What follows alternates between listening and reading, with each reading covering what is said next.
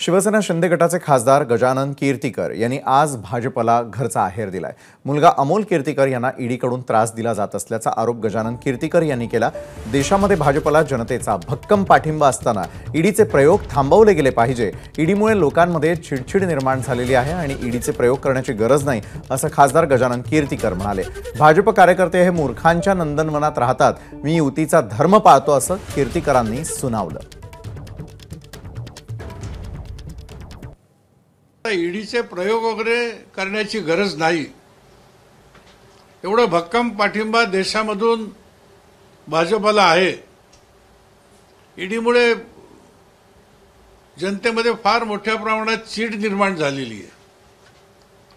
लोक या ईडीच्या अशा तऱ्हेच्या कारवाईला कंटाळलेले आहेत आणि त्यामुळे ईडीचे प्रयोग थांबवले गेले पाहिजेत असं माझं स्पष्ट मत आहे। आज 405चा नारा जो लावलाय तो नारा त्याच्यामध्ये कुठे असा दर्प येता कामा नये। दर्प जो आहे हा मोदी किंवा शहांचा नाहीये, या ठिकाणच्या भाजपचं युनिट आहे राज्याचं। तिकडचे कार्यकर्ते काही प्रमाणात अशा पद्धतीने वागतात, ते चुकीचं आहे।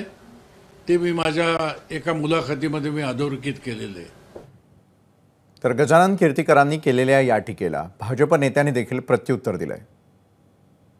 कुठल्याही पद्धतीच्या अशा स्वतंत्र असलेल्या यंत्रणांच्या कारवाया या सगळ्या न्यायाधीशांच्या आणि न्यायालयाच्या खाली आहेत, तिकडे टाकून जाऊन त्यांनी म्हणावं। आणि म्हणून या सगळ्या गोष्टीला भारतीय जनता पक्षाचं समर्थन नाही। बिलकुल मित्र पक्षानं विश्वासात घेतले। गजाभाऊंचे व्यक्तिगत मत आहे। पक्षाचे प्रमुख एकनाथ शिंदे साहेब आहेत। गजाभाऊ हे वरिष्ठ नेते आहेत। गजाभाऊंचं मत हे आपल्या पक्षाकडे ते मांडू शकतात। मला असं वाटतं की कीर्तिकर साहेबांची वक्तव्य जर बघितली तर कुठेतरी देशप्रेमापेक्षा पुत्रप्रेम हे वरचढ झालेलं दिसतं आणि पुत्रप्रेमामुळे त्यांनी अशा प्रकारचे काहीतरी वक्तव्य केलेली आहेत ही दिसून येतात। त्यांनी जी काही वक्तव्य केली त्याला माझं उत्तर असंच असेल की कर नाही त्याला डर कशाला, ज्यांनी काही केलंच नाही त्याला घाबरायची आवश्यकता नाही ना। Force one multi services private limited नावाची जी कंपनी आहे त्या कंपनीमध्ये एप्रिल 2019 मध्ये अमोल कीर्तिकर यांना 75,000 रुपये पगारावर नियुक्त केलं, पगार दिलाच नाही।